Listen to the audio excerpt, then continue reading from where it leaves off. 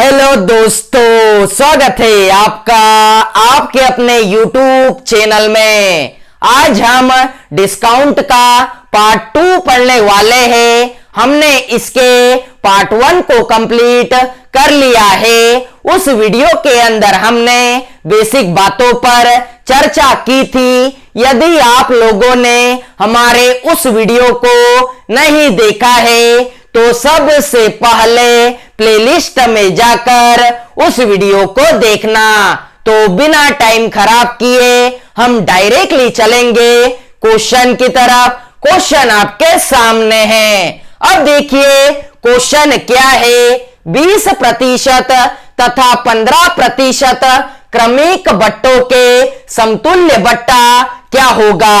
अब हम fraction method का यूज करने वाले हैं, क्योंकि आगे जो क्वेश्चन आएंगे उसे हम फ्रैक्शन मेथड से आसानी से सॉल्व कर सकते हैं। लेकिन फ्रैक्शन मेथड को लगाने के पहले आपको डिस्काउंट परसेंट का फॉर्मूला पता होना चाहिए।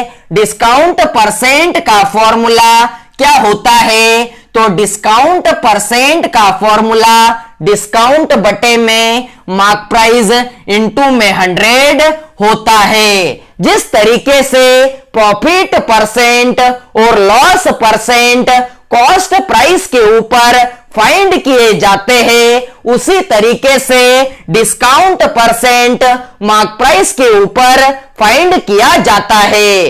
अब देखिए पहला डिस्काउंट आपके पास कितना है? तो 20% है। 20% की फ्रैक्शन वैल्यू कितनी होती है? तो 1/5 होती है। दूसरा डिस्काउंट आपके पास कितना है? तो 15% है। 15% की फ्रैक्शन वैल्यू कितनी होती है? तो 3/20 होती है। अर्थात कहने का मतलब है जो न्यूमरेटर है वो डिस्काउंट है और जो डिनोमिनेटर है वो मार्क प्राइस है। उसी तरीके से यहां पर भी जो न्यूमरेटर है वो डिस्काउंट है और जो डिनोमिनेटर है वो मार्क प्राइस है।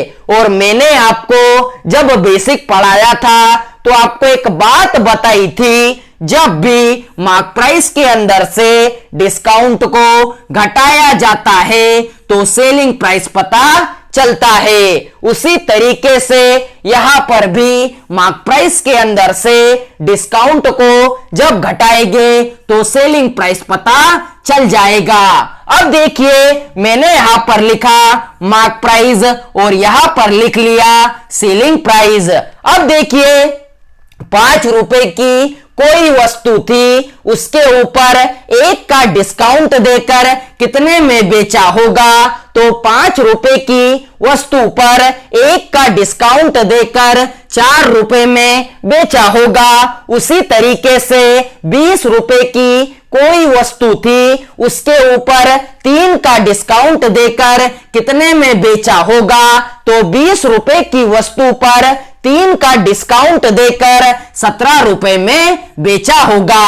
अब देखिए मैंने आपको बताया हुआ है क्रॉस में कट जाता है तो 4 से काट लेते हैं। 4 एकम 4 और 4 पंजे 20 होता है। अब इनका गुना करा दो तो 5 गुना में 5 कितना होता है? 25 होता है। इनके बीच में रेशो रहता है। 17 गुना में 1 कितना होता है? तो 17 होता है। अब देखिए 25 रुपए की कोई वस्तु थी, उसे 17 रुपए में बेच दिया तो कितने का डिस्काउंट दिया? तो 8 रुपए का डिस्काउंट दिया। और हमें डिस्काउंट परसेंट को फाइंड करना है। डिस्काउंट परसेंट हमेशा मार्क प्राइस के ऊपर फाइंड किया जाता है। तो मार्क प्राइस आपके पास कितनी है? 25 है। और प्रतिशत में चेंज करने के लिए 100 का इंटू करा दिया। अब देखिए 25 से कम 25, 25 चौक 100 होता है। 8 गुना में 4 कितना हो जाएगा? तो 32 हो जाएगा। इसका मतलब टोटल डिस्काउंट कितना निकल कर आया? 32% निकल कर आया। दोस्तों, आपको यह मेथड लॉन्ग लग रही होगी, लेकिन मैंने आपको समझाया हुआ है, इसलिए टाइम लग रहा है। जब आपको इसकी प्रैक्टिस हो जाएगी तो आप ऐसे क्वेश्चंस को 10 सेकंड में सॉल्व कर सकते हो। अब हम चलते हैं हमारे अगले क्वेश्चन की तरफ। तो देखिए हमारा अगला क्वेश्चन। देखिए हमारा अगला क्वेश्चन, 3 क्रमागत बट्टे 30%, 20% तथा 5% के समतुल्य बट्टा क्या होगा? अब देखिए पहला डिस्काउंट आपके पास कितना है? तो 30% है। 30% की फ्रैक्शन वैल्यू कितनी होती है? तो 3/10 होती है। दूसरा डिस्काउंट आपके पास कितना है? तो 20% है। 20% की फ्रैक्शन वैल्यू कितनी होती है? तो 1/5 होती है। तीसरा डिस्काउंट आपके पास कितना है? तो 5% है। 5% की फ्रैक्शन वैल्यू कितनी होती है? तो 1/20 होती है। अब देखिए मेरे कहने का मतलब है, जो न्यूमरेटर है वो डिस्काउंट है और जो डिनोमिनेटर है वो क्या है? वो मार्क प्राइस है। और मैंने आपको कई बार बताया हुआ है, जैसे ही मार्क प्राइस के अंदर से डिस्काउंट को घटाया जाता है तो क्या पता चलता है? सेलिंग प्राइस पता चलता है। अब देखिए हमने यहां पर लिखा मार्क प्राइस और यहां पर लिख लिया सेलिंग प्राइस। अब देखिए 10 रुपए की कोई वस्तु थी, उसके ऊपर 3 का डिस्काउंट देकर कितने में बेचा होगा? तो 7 रुपए में बेचा होगा। अब देखिए 5 रुपए की कोई वस्तु थी, उसके ऊपर 1 का डिस्काउंट देकर कितने में बेचा होगा?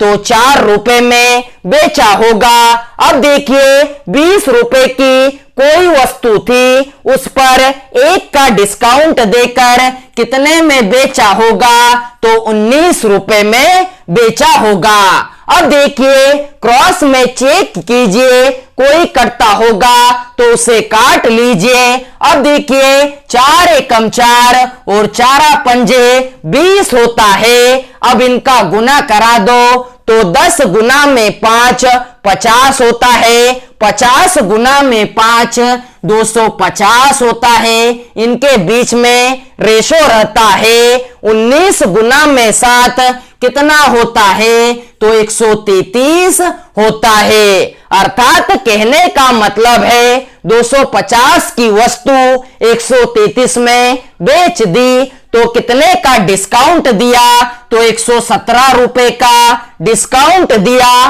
और हमें डिस्काउंट परसेंट को फाइंड करना है।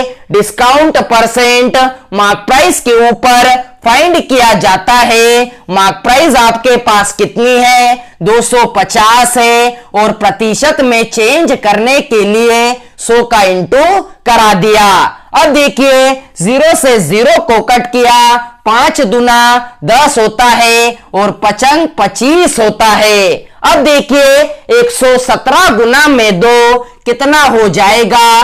तो 234 होता है।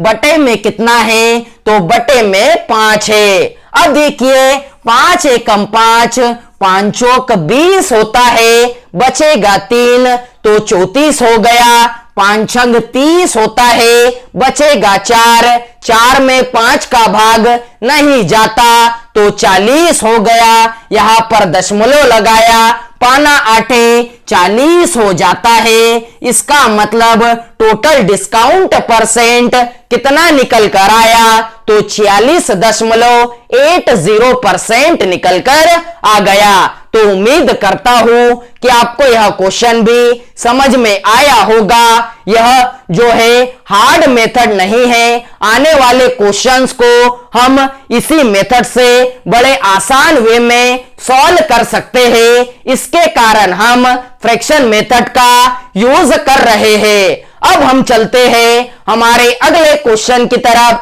तो देखिए हमारा अगला क्वेश्चन, हमारा अगला क्वेश्चन क्रमशः 20%, 20% तथा 10% की छूट एक अकेली कितनी छूट के बराबर होगी। अब देखिए पहला डिस्काउंट आपके पास कितना है, तो 20% है। 20% की फ्रैक्शन वैल्यू कितनी होती है, तो 1/5 होती है। दूसरा डिस्काउंट आपके पास कितना है, तो 20% का है। 20% की फ्रैक्शन वैल्यू 1/5 होती है।